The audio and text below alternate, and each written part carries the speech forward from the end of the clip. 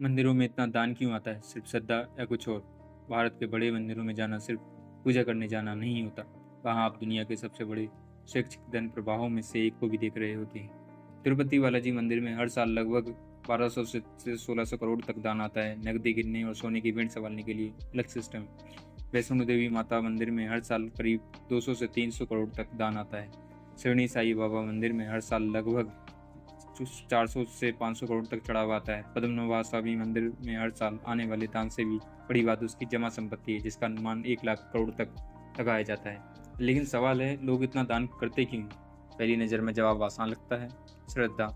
लेकिन अगर ध्यान से देखें तो दान अक्सर तब बढ़ता है जब इंसान की जिंदगी मुश्किल में होती है। परीक्षा आने वाली हो, कोई बीमारी हो, पैसे की समस्या हो, नौकरी या भविष्य को लेकर डर हो। ऐसे समय इंसान सिर्फ प्रार्थना नहीं करता, कुछ करना भी चाहता। क्यों? क्योंकि जब जिंदगी हमारे नियंत्रण से बाहर लगती है तो कुछ करने से ऐसा महसूस होता है कि हमने स्थिति पर थोड़ा नियंत्रण वापस पा लिया है। दान देने से मन कहता है, मैंने कुछ किया, अब शायद चीज़ें बेहतर हों।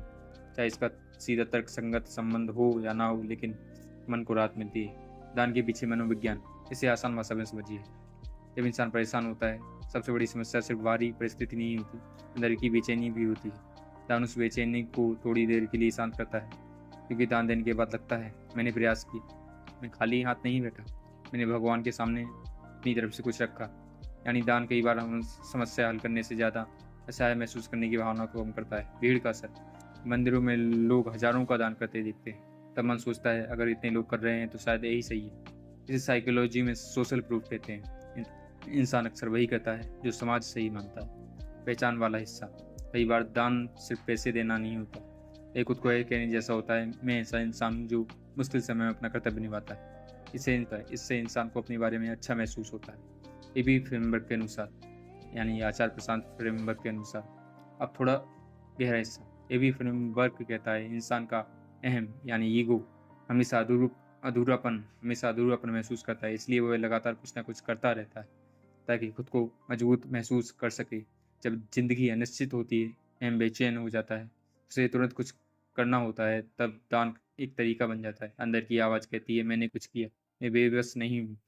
यही वजह है कि दान देने के बाद कई लोगों को तुरंत हल्कापन महसूस हो जाता है। जरूरी नहीं कि समस्या हल हुई हो, बस मन को थोड़ी देर के लिए राहत मिल गई। सबसे बड़ा प्रश्न, असल सवाल मंदिर नहीं है, असल सवाल है, क्या मैं सच में श्रद्धा से दे रहा हूँ या सिर्फ अपने डर और बेचैनी को शांत करने के लिए?